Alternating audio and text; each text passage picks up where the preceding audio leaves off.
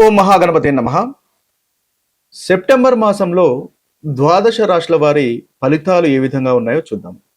ముందుగా ఈ సెప్టెంబర్ మాసంలో ఉన్నటువంటి గ్రహస్థితిని కనుక మనం ఒకసారి గమనించినట్టయితే, సెప్టెంబర్ మాసంలో మనకి గురువు ఉచ్చ స్థితిలో కర్కటక రాశిలో సంచారం చేస్తున్నాడు.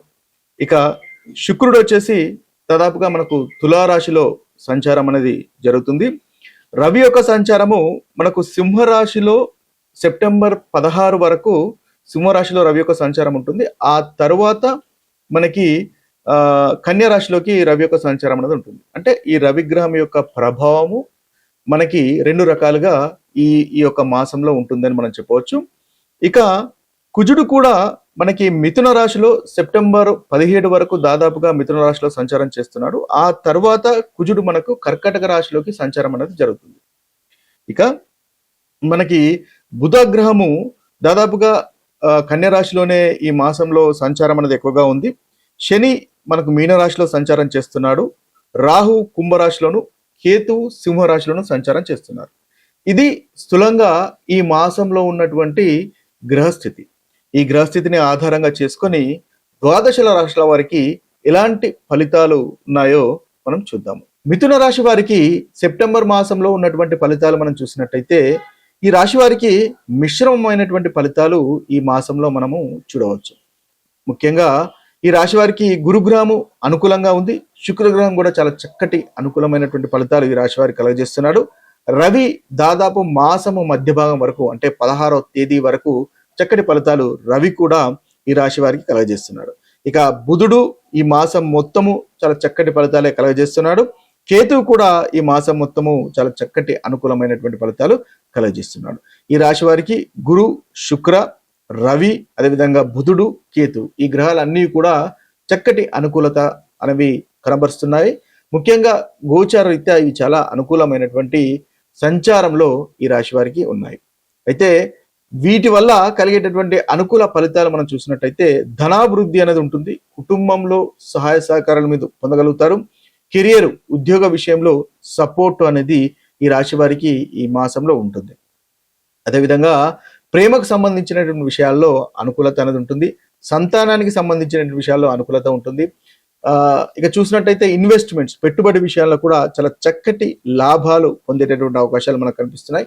శుక్రుడు చాలా చక్కగా ఉన్నాడు కాబట్టి దాంపత్య జీవితంలో అనుకూలత, సంతోషము, కంఫర్టబుల్ అనేది మిథున రాశి వారికి ఈ యొక్క సెప్టెంబర్ మాసంలో చూడవచ్చు. బుధుని వల్ల కూడా బుధుడు 4వ స్థానంలో సంచారం చేస్తున్నాడు. చాలా చక్కటి అనుకూలమైనటువంటి సంచారంగా ఈ రాశి వారికి చెప్పవచ్చు. కాబట్టి విద్యార్థులకు చాలా చక్కగా ఉంటుంది. ఆస్తికి సంబంధించిన విషయాల్లో, కుటుంబానికి సంబంధించిన విషయాల్లో, ప్రాపర్టీకి సంబంధించిన విషయాల్లో కూడా అనుకూలత అనేది ఈ మిథున రాశి వారికి ఉంటుంది అని చెప్పవచ్చు. ధైర్యం కూడా పెరుగుతుంది. కేతు కూడా అనుకూలంగా ఉన్నాడు కాబట్టి కార్యసిద్ధి అనేది కూడా ఈ రాశి వారికి ఉంటుంది. ఇవి మీకున్నటువంటి అనుకూలమైనటువంటి ఫలితాలు. ఇక ప్రతికూలమైనటువంటి ఫలితాలు అంటే మిగతా గ్రహాల యొక్క సంచారం అంతగా అనుకూలంగా లేదు కాబట్టి ఆ యొక్క ప్రతికూలత కనుక చూసుకున్నట్టయితే, కుజగ్రహం వల్ల కోపము అధికంగా వచ్చేటటువంటి అవకాశాలు ఉన్నాయి కాబట్టి వాటిని తగ్గించుకునే ప్రయత్నం చేయండి. అదేవిధంగా పనిలో కూడా శని వల్ల కాస్త పని భారము, ఒత్తిడి అంటే ఉద్యోగంలో ఒత్తిడి, కాస్త ఎక్కువ పని ఉండేటటువంటి అవకాశాలు కనిపిస్తున్నాయి. కాబట్టి వాటికి తగినటువంటి ప్లానింగ్ చేసుకున్నట్టయితే మిథున రాశి వారికి ఈ మాసం మొత్తము చాలా చక్కగా అనుకూలంగా ఉంటుంది. మనకి ఈ సెప్టెంబర్ మాసంలో ఎలాంటి పరిహారాలు చేసుకుంటే మనకు చెడు ఫలితాలు తొలగిపోయి చక్కటి మంచి ఫలితాలు కలుగుతాయో ఒకసారి గమనించినట్టయితే, ముఖ్యంగా ఈ యొక్క మాసంలో ఉన్నటువంటి ప్రతి రాశి వారికి ఏ ఏ గ్రహాలు అనుకూలంగా లేవో ఆ గ్రహాలకు సంబంధించినటువంటి పరిహారాలు మనం చూద్దాము. ఈ పరిహారాలు కనుక చేసుకున్నట్టయితే మీకు కలిగేటటువంటి ప్రతికూలమైనటువంటి ఫలితాలు అంటే చెడు ఫలితాలు తొలగిపోయి మీరు అనుకున్నటువంటి పనులు, అనుకున్నటువంటి ఫలితాలు సాధించుకోగలుగుతారు. ముఖ్యంగా మేషరాశి వారికి శుక్రుడు, సూర్యుడు అంటే రవి, కుజుడు, శని, కేతువులు అంతగా అనుకూలంగా లేరు. మిగతా గ్రహాలు అనుకూలంగా ఉన్నాయి, ఈ గ్రహాలు అంతగా అనుకూలంగా లేవు. కాబట్టి వీరు శుక్రవారం లక్ష్మీదేవిని పూజించి తెల్లని పూలు గనక సమర్పించినట్టయితే వీరికి ఈ మాసంలో చక్కటి ఫలితాలు కలుగుతాయి. అదేవిధంగా శనివారం శనీశ్వరునికి కూడా మీరు ఏదైనా పూజ చేసినా లేదా శనీశ్వరుని పూజించినట్టయితే మంచి ఫలితాలు ఈ మాసంలో మీకు కలుగుతాయి. ఇక వృషభ రాశి వారికి కనుక చూసుకున్నట్టయితే, వృషభ రాశి వారికి గురుగ్రహం అంతగా అనుకూలంగా లేదు. అష్టమ స్థానంలో సంచారం అనేది ఉంది. శుక్రుడు, రవి, కుజుడు, బుధుడు, రాహుకేతులు ఈ గ్రహాల యొక్క గోచార రీత్యా సంచారము ఈ వృషభ రాశి వారికి అంతగా అనుకూలంగా లేదు.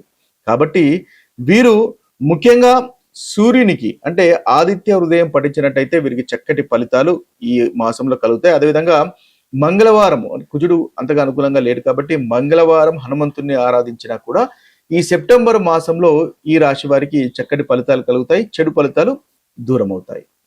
ఇంకా మిథున రాశి వారి కనుక చూసుకున్నట్టయితే మిథున రాశి వారికి దాదాపుగా చక్కగా ఉందనే చెప్పాలి.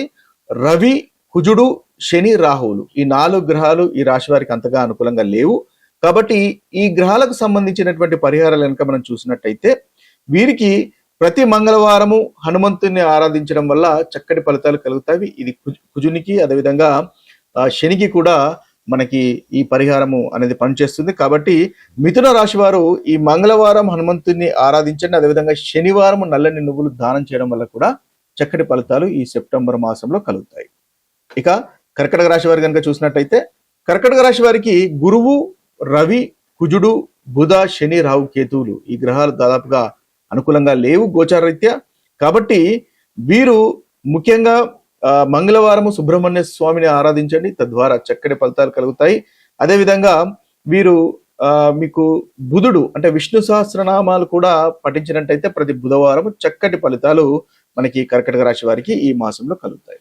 ఇక సింహరాశి వారి కనుక చూసుకున్నట్టయితే సింహరాశి వారికి గురువు, రవి, బుధ, శని, రాహు, కేతువులు అంతగా అనుకూలంగా లేరు గోచారరీత్యా.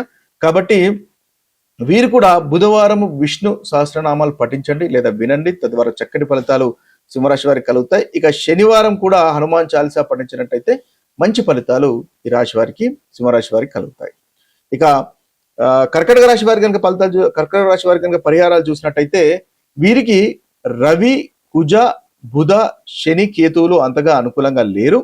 కాబట్టి ఈ కన్యా రాశి వారికి ముఖ్యంగా శనివారం నల్లని నువ్వులు దానం చేయండి, తద్వారా మంచి ఫలితాలు కలుగుతాయి. అదేవిధంగా మంగళవారం హనుమంతుని పూజించడం వల్ల కూడా చక్కటి ఫలితాలు ఈ కన్యా రాశి వారికి కలుగుతాయి.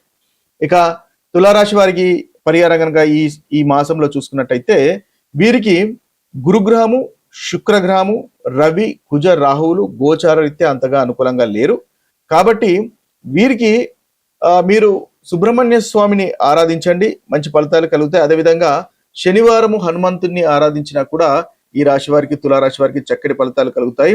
శుక్రవారం లక్ష్మీదేవిని ఆరాధించినా కూడా ఏదైనా పరిహారం చేసుకున్నా కూడా మీకు ఇష్టదైవాన్ని అనుసారంగా ఏ పరిహారం చేసుకున్నా కూడా చక్కటి ఫలితాలు ఈ తులారాశి వారికి కలుగుతాయి. ఇక వృశ్చిక రాశి వారికి కనుక చూసుకున్నట్టయితే వృశ్చిక రాశి వారికి ఈ మాసం అనుకూలంగానే ఉంది. ముఖ్యంగా కుజ, బుధ, శని, రాహు, కేతువులు అంతగా అనుకూలంగా లేరు. మిగతా గ్రహాలు చక్కటి ఫలితాలు కలుగజేస్తున్నాయి. కాబట్టి మంగళవారం హనుమంతుని ఆరాధించినట్టయితే ఈ వృశ్చిక రాశి వారికి చక్కటి ఫలితాలు కలుగుతాయి. బుధవారం కూడా విష్ణు సహస్రనామాలు వినండి, చదవండి, తద్వారా ఈ వృశ్చిక రాశి వారికి అనుకూలత అనేది పెరుగుతుంది. ఇక ధనుసు రాశి వారి కనుక చూసుకున్నట్టయితే ధనుసు రాశి వారికి గురువు, రవి, కుజ, శని, కేతువులు ముఖ్యంగా ఈ గ్రహాలు అంతగా అనుకూలంగా లేరు. కాబట్టి గణపతిని ఆరాధించండి. ఈ మాసంలో చాలా చక్కటి ఫలితాలు మనకు ధనుసు రాశి వారికి కలుగుతాయి. ఇక మకర రాశి వారి కనుక చూసుకున్నట్టయితే మకర రాశి వారికి గురు, శుక్ర, రవి, బుధ, కుజ, రాహు, కేతువులు అంతగా అనుకూలంగా లేరు గోచారితే. కాబట్టి గణపతిని ఆరాధించిన, మంగళవారం హనుమంతుని ఆరాధించినా కూడా ఈ రాశి వారికి చక్కటి అనుకూలమైనటువంటి ఫలితాలు కలుగుతాయి. ఇక కుంభరాశి వారి కనుక చూసుకున్నట్టయితే కుంభరాశి వారికి రవి, కుజ, బుధ, శని, రాహు, కేతువులు అంతగా అనుకూలంగా లేరు. కాబట్టి ఈ గ్రహాలకు సంబంధించినటువంటి పరిహారాలు చూసినట్టయితే మంగళవారం హనుమంతునికి చక్కటి పరిహారంగా ఉంటుంది. మంగళవారం హనుమంతుని ఆరాధించండి. బుధవారము విష్ణు సహస్రనామాలు వినండి, చదవండి, తద్వారా మంచి ఫలితాలు ఈ రాశి వారికి కలుగుతాయి.